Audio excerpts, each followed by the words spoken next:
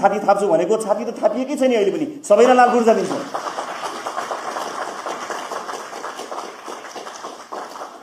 समस्या त 30 वर्षदेखि उहाँहरूले खडा गर्नुभयो। छाती त हाम्रो थापिएको छ र हामी छाती अहिले पनि थापिरहेका छौँ।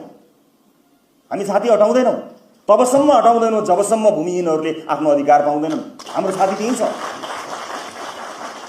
छाती हटेको छैन, त्यही छ छाती। जो कोहीलाई लागेले छाती हटेको छैन। Extreme energy drink. र हामी व्यवहारिक रूपमा यो समस्यालाई स्थायी रूपमा हामी समाधान गर्छौँ। त्यसैले खोला छेउमा अव्यवस्थित रहनुभएका अरूका लागि सरकारले चालेको कदम र लामो समयदेखि पेन्डिङमा रहेका काठमाडौँको हकमा भएका यी विषयहरूको यसलाई लिएर कसैले पनि राजनीतिक लाभ लिनको निमित्त भूमिहीन साथीहरूलाई, सुकुम्बासी साथीहरूलाई उचाल्न जानै पर्दैन। तपाईँहरू उचाल्दै गर्नुहोस्, हामी दिन्छौँ उहाँहरूलाई उहाँहरूको अधिकार। अहिले हुन्छ